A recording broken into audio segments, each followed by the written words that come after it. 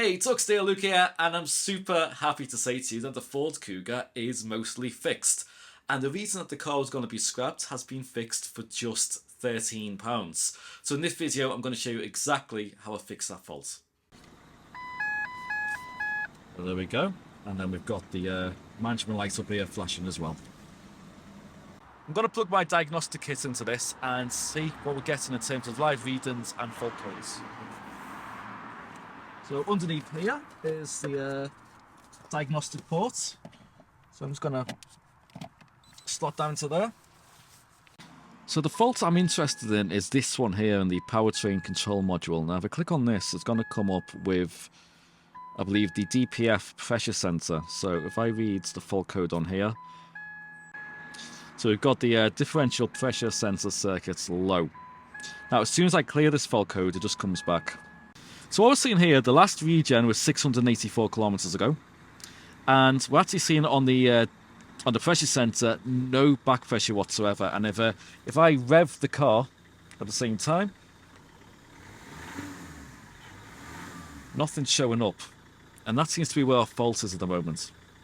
The pressure sensor plays an important part in the regeneration process of the DPF. Essentially, it measures back pressure before and after the DPF.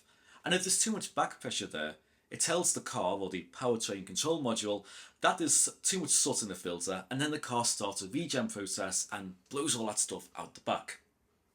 Typically, these sensors are located somewhere in the engine bay, somewhere where there's not too much heat, and thankfully on the Kuga, it's very, very easy to access, and it's just next to the battery tray. Now, the reason we might get no pressure whatsoever, to me, it comes down to one or two hypotheses. The first one is that there's no DPF in the car, therefore there's nothing to build back pressure with. Or the second one is that we have a faulty sensor.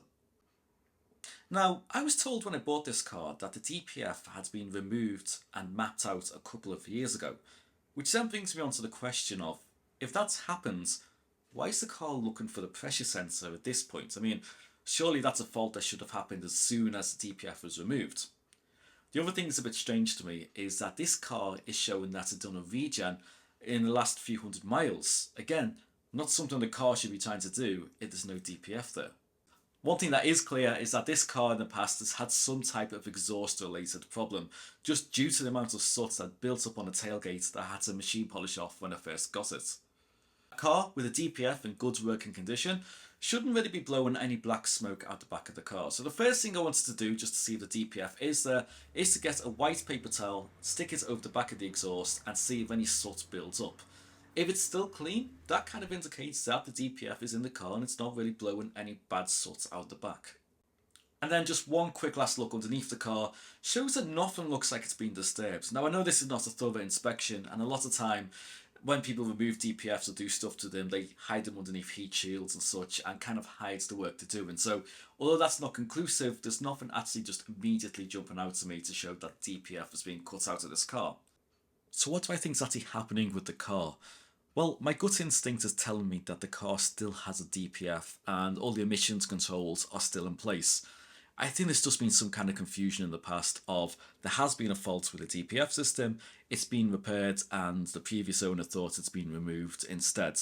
Now I think what's happening is the sensor probably is faulty, or at least it's a good place to start. That's where the diagnostics are pointing us, of course. And then I think it's just putting the car into limp mode and the car's being extra sensible, extra careful, and it's just not allowing too much soot on that to build up, and that's why we're getting the engine malfunction coming up.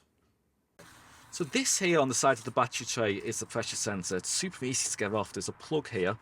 Let's push that down and give it a yank.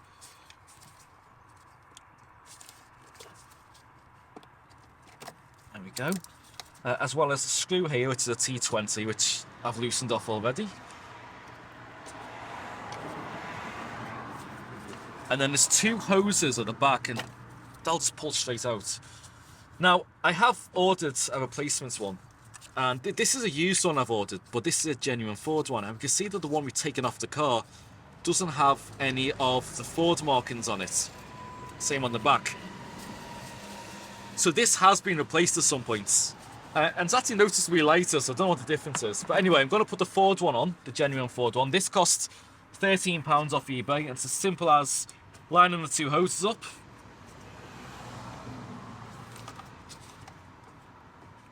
Just like that.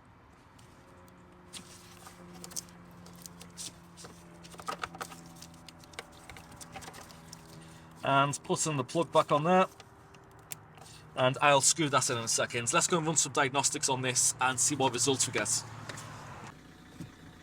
Okay, so if I go to our powertrain control module, we've still got the fault there, but that will hopefully be the legacy fault. So if we clear fault memory,